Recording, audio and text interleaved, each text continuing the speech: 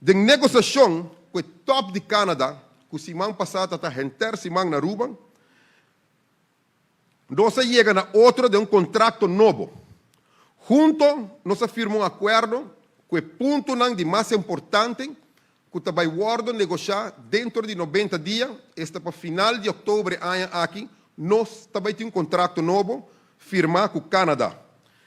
E Kiko nós logra desse aqui, nós logra que traspassar a operação de sua totalidade para a Fundação Loto para Deporte, nós logra quebrar e 23,5% que desde 2018 firma e nós vai back na 8,25%. Me querer aqui merece um aplauso grande, verdade? Como quiera que o deporte e o deportista na final de dia, mestre sali ganhar e também sali ganhar. Não obstante, que ainda tem roupa trabalho para fazer, a parte financeira do Loto para Deporte tem seu reto não cunem, pero que de aqui está significa que luz está no horizonte, caminho de esperança te trove e me por hasta visa, que já desde 2023, pero seguro 2024, nós lo começa a notar o efeito de deal novo aqui.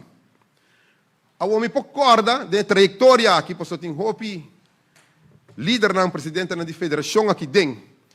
Momento que nós estamos sinta que o ministro-presidente Awen é tempo aí formador, na agosto de 2021, assim que riba 100 stakeholders.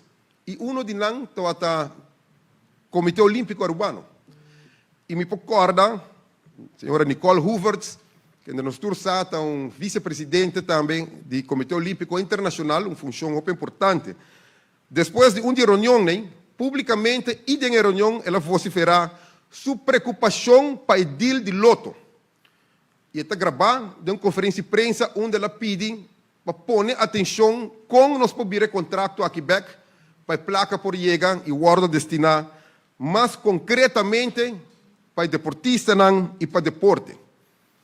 Nicola informou-nos durante o weekend que está em Los Angeles, mas está muito contente com o deal aqui, com nossa negociação e com nos logra quebrar barreira e muralha grande no benefício e bem-estar do deporte de Aruba. E verdade, ora me mira, diferente do presidente da AWE, me está convivi com não. Posso me também está para hopiar largo presidente de Aruba Sobol Bond. E que hora vou bater na porta com os planos não, vou cortar. Vou entregar 10 planos, 8 de scrap, passou não tinha financiamento. Ao coedila aqui, esperança não botei back.